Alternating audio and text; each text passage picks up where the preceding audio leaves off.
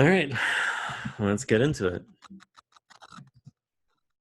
Okay, when last we left, we had discussed the background of eugenics and eugenics as a theory. Now we're going to see it in practice. Eugenics in the United States and eugenics in Germany. So it's an important character here, two important American characters. One is named Madison Grant, and the other is Charles Benedict Davenport. We'll talk about them both in turn. Madison Grant wrote a book called The Passing of the Great Race, in which he argued that race was a central difference maker in civilization. And he argued that there was a Nordic race that had been selected through the harshest of weather evolutionarily, and so it was the most pristine race that had eliminated all defectives. And anything that had ever been accomplished in world history that was good, from building of the pyramids to sailing around the world, had actually been because some Nordic people had migrated and interbred with the locals. And so he advocated for a strong eugenics program to change the demographics of the United States, eliminate certain undesirable traits, and even entire races. He heavily inspired Hitler. Hitler even plagiarized some of his passages in this book. You remember when I said that eugenics was mostly about class before it hit the United States? It's roughly because of this man. I'm not sure if it's due to him or if the United States was particularly focused on race, and so anytime the ideas of eugenics were to come to the United States, it would have become racialized. But they did, and he did. And so I need to talk a little bit about race. A lot of you haven't taken philosophy of race classes. You haven't thought about race more than tangentially. And so I want to put up these horribly racist caricatures of the 19th century, of the 1800s, about what people thought were the, quote, 5 races of the world. White European, Black African, Asian, Native American, and Aboriginal Australian. Some other people would have added Pacific Islander as a separate race, and they would have referred to these in color terms that I feel are very problematic now. But racial naturalism was roughly a view that people had at the time, and I think a lot of people still intuitively have, that races have some sort of essence, some natural or genetic properties that are biological, discrete, and essential. They're biological because the children of members of particular races have those traits, more so than they have traits belonging to the average of the population. They're discrete because members of a race share these traits, and only they have these particular traits and nobody else does. And they're essential because they explain certain behavioral, characterological, and cultural predispositions of individual persons and racial groups. And so there's an analogy to dog breeds. And people say, well, humans have races, dogs have breeds, and they're just as different. And you can say that there's nothing natural about it, but they seem pretty darn natural. And when you look at the biology, let's look at what biology actually tells us. Okay, so when you look at the dog tree, I know that that's a circle, but you can lay it out in a tree shape. And you can capture dog diversity this way. And you can see that there's lots and lots of different so-called breeds that you could put on here. But the differences within and between them are very different, distinct, right? So look at the age of the oldest ancestor of any particular grouping, and you will see that some ancestors are pretty ancient and some are very, very new, and yet we still call, what is this one? A Scott-coated Wheaten Terrier? Is that a word? We call that as much of a dog race as the miniature, what is this one? Xoloitzcuintli? Xoloitzcuintli? Wow. Why can't all words be as simple as Xoloitzcuintli? Anyway, so ancestry can vary drastically between different breeds. So some breeds are very much older than others, which is interesting. And now let's look back to the human case. Again, this is a tree. This time it's an upside down tree rather than in a circle shape. And the reason biologists put them in circles rather than trees, or trees rather than circles, is if we know where the ancestor came from. So with dogs, we don't necessarily know. With humans, we can what's called root the tree. We know humans came out of Africa. And so about 100 plus thousand years ago, actually about 93,000 years ago. So within Africa, diversification happened between 100 and 100,000, 150,000 years ago. And one branch came out of Africa and went to the Middle East. And then some of those descendants went to Europe. Others went to Asia. Some of those that went to Asia went to the Americas or to Australia or to the Pacific Islands. And you can see that at a certain point, there were a 12,000 year gap between when one group saw, so the Australian Aboriginals, they have about 40, 50,000 years of isolation where they hadn't seen any members of the rest of the human race since then. So, okay, biology tells us that humans came out of Africa fairly recently, less than 100,000 years ago. And in fact, when you look at genetic diversity, the vast, vast, vast majority of human genetic differences still rely within Africa. So if we were going to do the races as dog breeds analogy and take that literally and seriously, most races of the human race would be within Africa. And depending on where you set your threshold for cutoff, you might not be able to find a particular spot that would have all of the so-called races from the 19th century. So the Middle East, Europe, Asia, Americas, Australian Aboriginals, and then group all of the rest. Right? There's no point in which you have not drastically minimized the diversity of humanity into these clusters. So if we take these racial naturalists of the 1800s seriously and literally, most races, we've forgotten like 17 races or something. That is to say that they were using some really bad science to assess what the groups were. I don't think it stopped them because, as we saw in the previous couple of slides, they were arguing that the Nordic people had been responsible for everything, so they were using bad history as well as bad science. There's another famous eugenicist in the United States, Charles Benedict Davenport, who established a station for experimental evolution.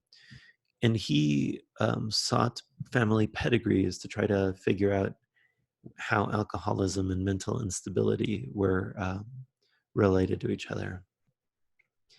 He was interested in tracing bloodlines and races to see who could marry each other. And he thought that a lot of the complex behavioral traits were just as inheritable in the same way that more physical traits were.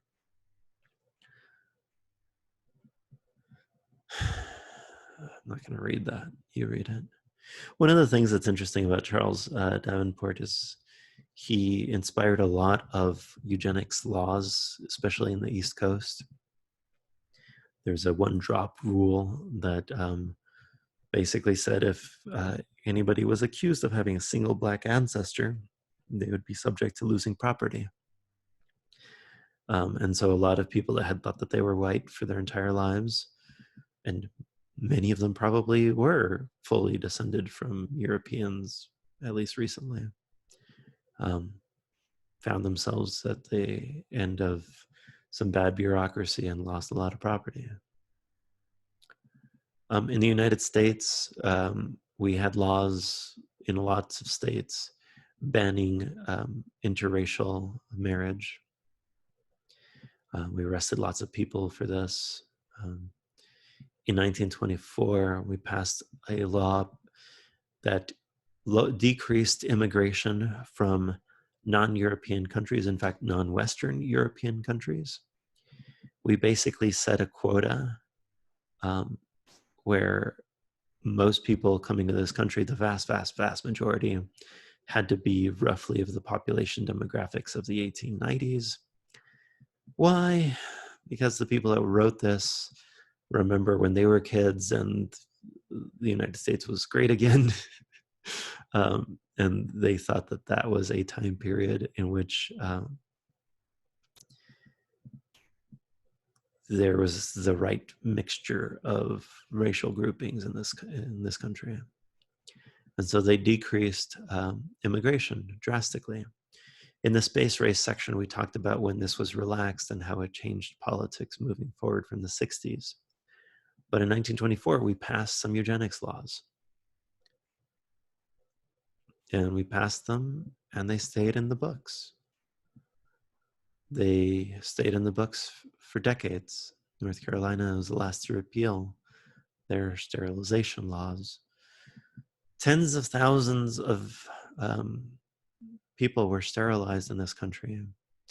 I had a student whose uncle was sterilized, who brought that up in class once, which was interesting, how this can connect in ways that you wouldn't think.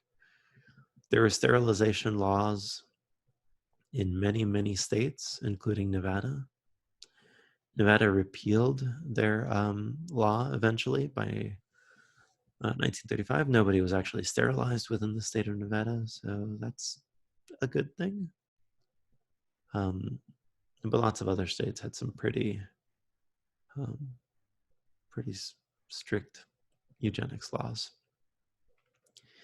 4 years after that immigration bill, Buck versus Bell was passed, or was decided by the Supreme Court. In this, there was a daughter who had another daughter. They were deemed to be imbeciles, or at least not mentally well. And the Supreme Court ruled that that we have seen more than once that the public welfare may call upon the best citizens for their lives in order to prevent them being swamped by their incompetence. It is better than to prevent people from having children than wait for their degenerate offspring to commit crimes. Society can prevent those who are manifestly unfit from continuing their kind. The argument was, if we have a right to give people vaccinations as a country in order to keep the rest of the public safe and healthy, we have the same duty, obligation, and right to do with respect to people even being allowed to have children. Which takes an interesting meaning nowadays. This is still established case law. This is still established case law. I talked about Margaret Sanger before, one of the founders of Planned Parenthood. She was advocating for birth control, but largely for economic reasons. Again, women were, so this was to try to minimize abortions. If you could get access to birth control of various sorts, you wouldn't have to abort a child. There's some troubling aspects about this where she was setting up shop in minority communities, but by and large, I think she was not as racially motivated as some of the other eugenics advocates at her time. And now we go to the Holocaust. You remember that idea of these Nordic races promoted by Madison Grant? In Nazi Germany, they took this Americans' ideals quite seriously, and they sought to purify this so-called Aryan race. So they passed some laws for the prevention of genetic disorders, for people with genetic disorders from having children. In 2 years, they extended it to preventing marriage between various groups. They prevented marriage of individuals with venereal diseases and genetic diseases, that kind of thing. Exterminating entire undesired groups. And it became a very serious, as anybody that knows the history of the 20th century, the Holocaust killed millions of people. Nazi Germany killed millions of people, mostly Jewish, Roma, disabled, gay academics, journalists, largely based on eugenics reasoning. Now, I don't know where the blame, I think the blame here is on Nazi Germany. I think had they been a religious country, they would have adopted religious teachings to justify their behavior, and it would have manifested slightly differently. Had Darwin or Francis Galton not come along, they would have had different reasons. Maybe it would have been social Darwinism or something, right? Social something. But nevertheless, they appealed to fundamental biology to do this, and they thought that biology justified them. And so they sterilized many, many people and killed many, many people. The last section is short, so I'll just keep going if that's okay with everybody. I find it hard to get myself in the mental state for this lecture, so let's just do it. Eugenics was based on some pretty bad science. Some science that when you try to replicate it nowadays without the assumptions of the time, you find that it's not justifiable. So you get skulls. Stephen Jay Gould had some skulls, and he tried to put marbles in them the way that they did back in the past. And he found that he couldn't reproduce the results that the early eugenicists had said that they found, that white skulls could contain more marbles and thus contain more brains. It turned out that that wasn't true at all. The only way Gould could make it true was by jostling the skull around so that the marbles would settle in one skull but not in the others. Eugenicists failed to recognize the complexity of human traits. They thought of Mendel as being the final word of genetics, but really he was not even close, as we'll see in the genetic modification lecture. They disregarded environmental and social factors, in fact, explicitly said that nurture could not overcome nature. They had this view of racial essentialism, which I think is unjustified based on their notion of races and possibly unjustified in general. They disregarded effects of genetic diversity. There's more diversity within the continent of Africa than there is outside of it. They had flawed IQ testing. IQ testing has been known to be flawed for quite a while. There are some cultural questions in IQ tests. And I say this as a person that took an IQ test at a young age and did well. I don't respect IQ tests, and I don't respect anybody that takes them seriously. It's bad science. Eugenics is a pseudoscience, and a lot of people, like early geneticists like Thomas Hunt Morgan, pointed out that eugenics would only be effective in more after 16 plus generations. So you'd have to do this for many centuries before we would see any of the so-called benefits. Emily Greenbalk saw this as just another culture war where the powerful were exploiting the weak. Boas and his student Krobner showed that races weren't permanent. Children of immigrants tended to be taller, healthier, etc., larger, heavier. And so the idea is that when you move from a developing country to a more developed country, your children get better nutrition than you do. And that nutritional change was a difference that people weren't taking seriously, but was a big, big difference. And it changed many aspects that people thought were central and essential to to genetics. None of those scientific arguments carried the day. What carried the day was opposition from the church, but largely it was discussed at the Nazi atrocities as depicted in the Nuremberg cases. When the world found out how Hitler had taken the ideas of eugenics and conducted some horrific experiments and done some horrific things with people, people naturally became less likely to express support of eugenics and more likely to pay attention to the objections that had been there for decades and realized that they were actually fairly strong objections.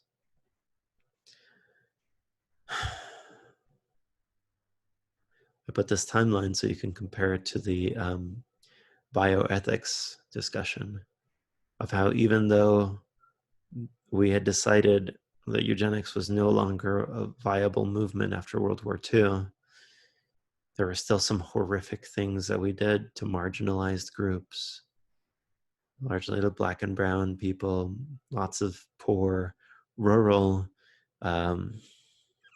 prisoners, various other populations. Eugenics had a huge, huge consequence on the world, and many states only apologized decades late and only recently, and some states have never apologized at all. Some governmental organizations have never apologized at all. There was a sting operation in 2014 that found that in Virginia, it was still possible to get a sterilization for a family member without their consent. So we might have a ways to go. I don't think our past is as past us as we think it is sometimes. Okay. I hope that was tolerable, guys. I'll see you in the next lecture, which will be genetic modification.